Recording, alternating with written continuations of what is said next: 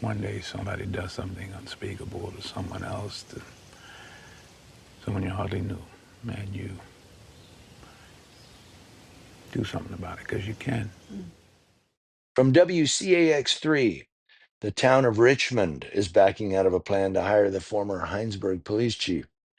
Anthony Cambridge served as Heinsberg police chief until January of this year, when he resigned to become the full-time chief in Richmond.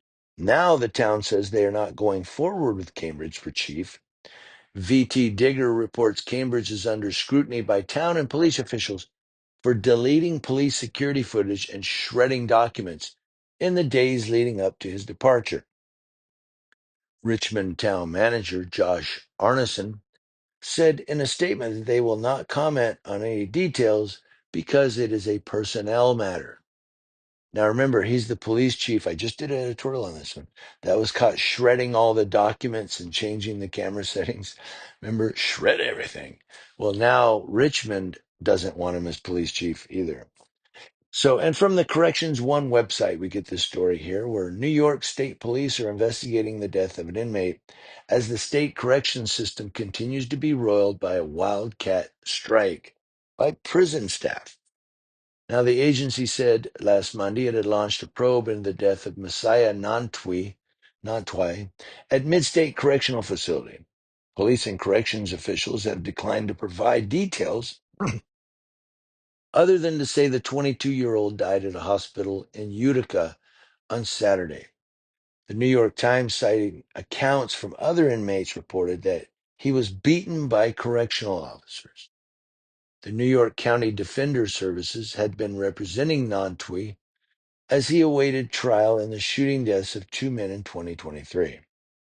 Thomas Maley, a Corrections Department spokesperson, declined to provide more details about Nantwi's death, citing the ongoing investigation, of course. But he confirmed earlier that 11 staffers have been placed on administrative leave pending the results of the probe.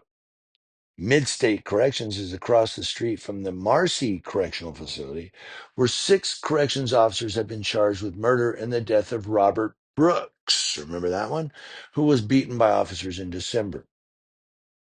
Nantwi had entered the state prison system last May and had been serving a 5-year sentence for second-degree criminal possession of a weapon related to a shooting with police officers in 2021, according to the Corrections Department website and the Bronx District Attorney's Office.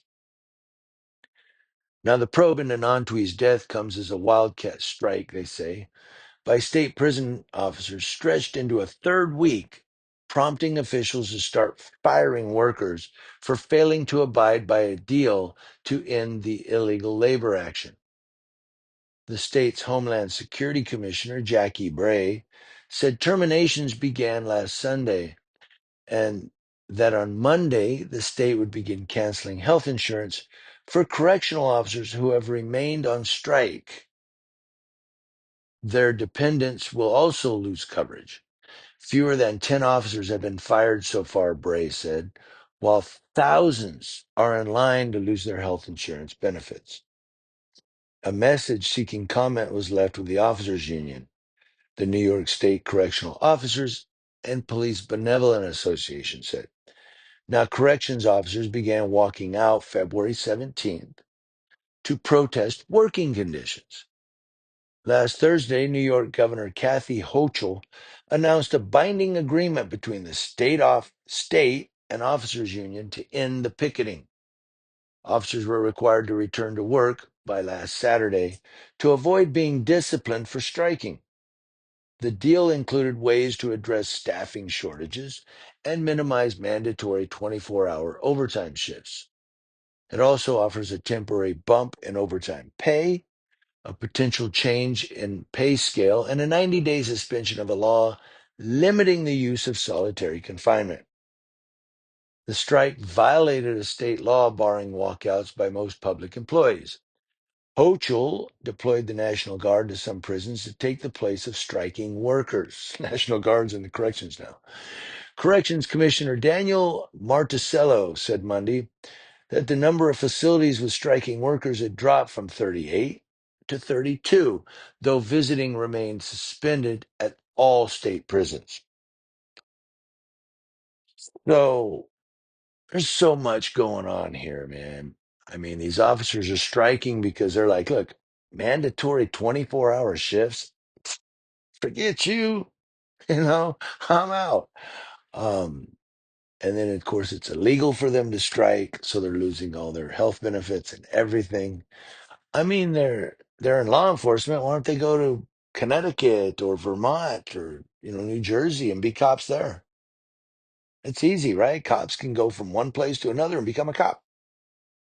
Um, maybe I don't know. Maybe because they don't want to move out of New York. I get that too. They're being uprooted from their homes. But the real story here is first you had Robert Brooks, who was beaten to death by corrections officers. Now you have Messiah Nantwi, who was beaten to death by corrections officers in New York.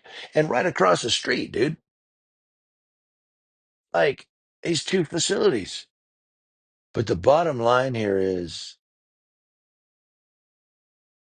that I'm trying to think how to word this. Once you go into a correctional facility in New York, it's pretty much a capital punishment for you. Sounds like, right?